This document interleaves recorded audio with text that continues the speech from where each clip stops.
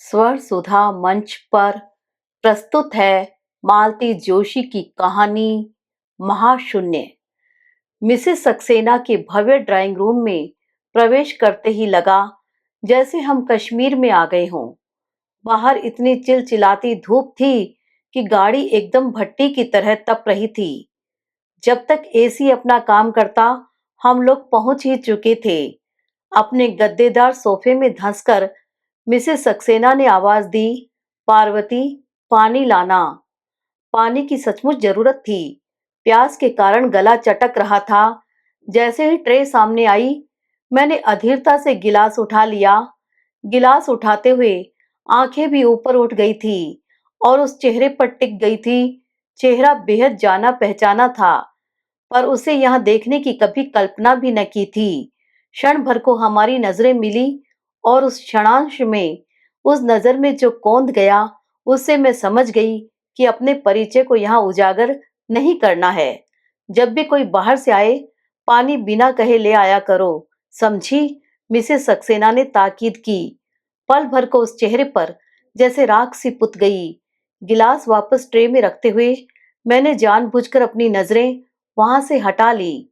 Mrs Saxena फिर शुरू हो गई थी। मुझसे उन्हें कितना कुछ पूछना था, कितना कुछ जानना था। इसलिए तो वे किट्टी से मुझे अपने साथ ले आई थी। अभी कुछ देर तक मेरा भी उत्साह उनसे होड़ ले रहा था, पर अब मेरा मन कहीं और चला गया था। 5-6 महीने बेटे के पास बिताकर जब भी स्वदेश लौटती हूँ, ढेर सारी खबरें मेरा इंतजार करती होती हैं। ये खबरें गली मोहल्ले की होती हैं, सोसाइटी की होती हैं। इसीलिए अमेरिका नहीं पहुंच पाती, पर उन खबरों का भी अपना महत्व होता है। जैसे आशीष मल्होत्रा के यहाँ जुड़वा बच्चे का जन्म हुआ है, मेहता जी की बिटिया का मेडिकल में एडमिशन हो गया, कुलेश जी के बेटा बहू अलग हो गए हैं, गुप्ता जी की माताजी लंबी बीमारी के बाद चल बसी है, अस्थाना जी के घर बहुत बड़ी चोरी हुई है, आदि आदि। इसी सिलसिले में इस बार यह भी सुना कि सोसाइटी में हर वार त्योहार पर आने वाली पंडिताइन के पति नहीं रहे। उन्हें हम लोगों ने हमेशा पंडिताइन के पति के रूप में ही जाना। उनका अस्तित्व हमारे लिए हमेशा अदृश्य ही बना रहा, क्योंकि पिछले 15 साल से वे बिस्तर पर ही थे। पंडिताइन उनकी जी जान से सेवा कर रही थी, पर काम के लिए बाहर तो निकलना ही पड़ता था। जजमानी ही तो एकमात्र आजीविका का साधन था, उसे कैसे छोड़ देती। फिर उन्हें ताले में बंद करके बाहर निकलती, पर आधा ध्यान घर में ही लगा रहता। ऐसे क्षणों में अपना निसंतान होना उन्हें बहुत सालता था। हारी बीमारी में साथ दे ऐसा कोई सगा संबंधी भी तो नहीं था, और होता भी तो कितने दिन साथ देता। बीमारी क्या दिन की थी, पूरे 15 बरस हो गए थे। इसे तो उम्र भर झेलना था। इसीलिए पंडिताइन के पति की मृत्यु का समाचार सुनकर मैंने अनजाने ही राहत का अनुभव किया। चलो, अब बेचारी कुछ दिन तो खुलकर सांस ले सकेगी। जिंदगी के जितने भी बचे खुचे दिन हैं, चैन से जी सकेंगी। पंडिताइन को जैसे उम्र कैद से रिहाई मिल गई है। थोड़ी देर बाद पार्वती चाय नाश्ता रख गई। हम लोग किट्टी से ही लौटे थे, इसलिए नाश्ता तो मैंने वापस भिजवा दिया। चाय का कप उठाते हुए पूछा, महाराजिन नई लगती है? हाँ, अभी 3 महीने ही हुए हैं। वह हमारी पूनम थी ना, उसकी शादी हो गई। फिर 2-3 लोगों को ट्राई किया, पर मामला जमा नहीं। कुछ तो बहुत सुस्त थी, कुछ जरूरत से ज्यादा स्मार्ट निकली। फिर चौकीदार इसे ले आया। बूढ़ी है, पर काम संभाल लेती हैं। खास तो खाने का ही है, ढंग का बना लेती हैं। सबसे अच्छी बात यह है कि चपड़ चपड़ नहीं करती, इधर उधर ताक झांक भी नहीं करती, बस अपने काम से काम रखती हैं। सब तरह का खाना बना लेती हैं। अरे नहीं, वैसे भी नॉनवेज तो हमारे यहाँ अक्सर शाम को ही बनता है। इनके ऑफिस का एक चपरासी है, वही आकर बनाता है। अभी हम लोग बात कर ही रहे थे कि सदर दरवाजा भड़बड़ाकर खुला और उनके दोनों बच्चे भीतर दाखिल हुए। बस्ते एक और फेंककर दोनों सोफे में धंस गए। जूते दूसरी ओर उछालते हुए उन्होंने आवाज दी, पार्वती, बॉर्नविटा लाओ। वह आवाज मेरे कलेजे में तीर की तरह चुभी। अपनी दादी की उम्र की महिला को बच्चे किस बदतमीजी से पुकार रहे थे। हैरत की बात तो यह थी कि उनकी माँ को भी उसमें कुछ गलत नजर नहीं आ रहा था, नहीं तो एक आध बार टोकती तो। मुझे तो यह बड़ा अजीब लगा। हम लोग तो उन संस्कारों में पले हुए हैं जहाँ घर में काम करने वालों के साथ भी एक रिश्ता बनाया जाता है। वे नौकर नहीं होते, बल्कि भैया, दादा, काका या बाबा होते हैं। महिलाएं हमारी मौसी, बुआ या भाभी बन जाती। हमें यही संस्कार मिले थे और हमने अपने बच्चों को, बच्चों के बच्चों को भी यही सिखाया है।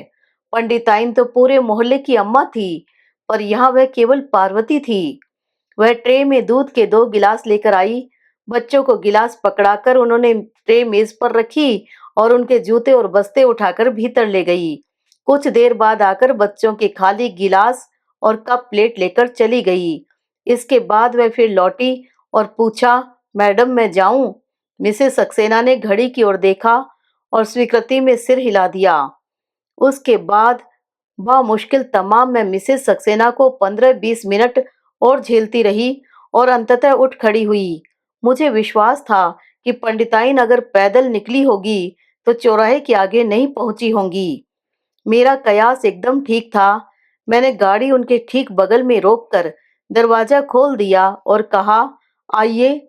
वह संकोच से भर उठी, बोली, बिन्ना, तुम काय को तकलीफ करत हो? हम तो रोज ही पैदल जात हैं।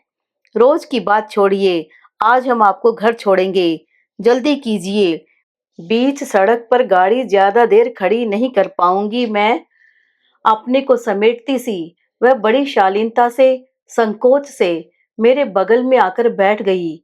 मैंने उन्हें सहज होने के लिए कुछ समय दिया, फिर पूछा, यहाँ कब से हैं? यही कोई 3-1 महीना से। दिन भर रहती हैं?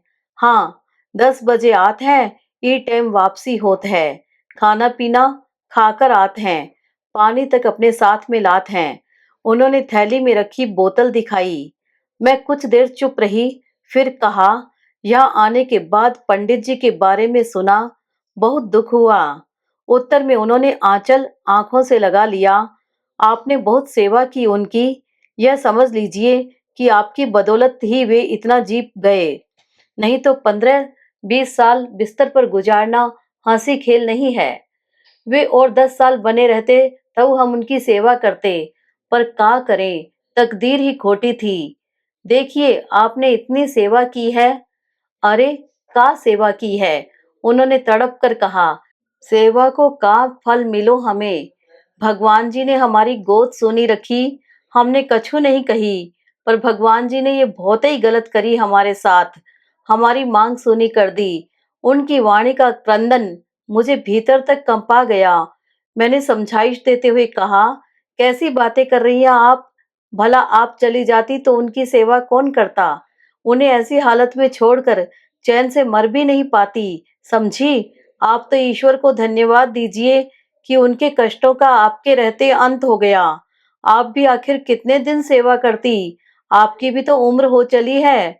उन्होंने उसास भरकर कहा, वे कैसे हते बिन्ना, पर वे हते तो हमाओ सुहाग हती, इज्जत हती। कोऊ के झूठे बर्तन उठावे की जरूरत तो ना थी। मैं इतनी देर से यही सोच रही थी कि आपने ये नौकरी क्यों पकड़ ली। 2 जून कछु पेट में डालवे को तो चाहिए न। इससे पहले तो आप 2 जनों का पेट भरती थी। पंडित जी का दवा दारू अलग, अब अकेले का भी गुजारा नहीं होता। उन्होंने फिर एक उसास भरी, तब की बात और थी बिन्ना, मोहल्ले में कहूं भी सुहागिनें होती तो हमें बुलवा आता, दान दक्षिणा, चीज वस्त्र मिलती। तीज त्योहार पर बहू बेटियां कथा बांचने बुला लेती, 5-10 रुपया से पैर पड़ लेती।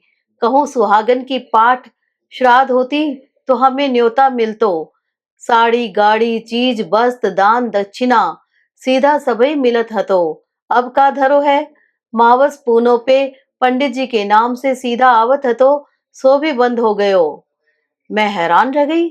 उस अपाहिज बीमार आदमी का अस्तित्व इस औरत के लिए कितना बड़ा संबंध था, मानसिक भी और आर्थिक भी।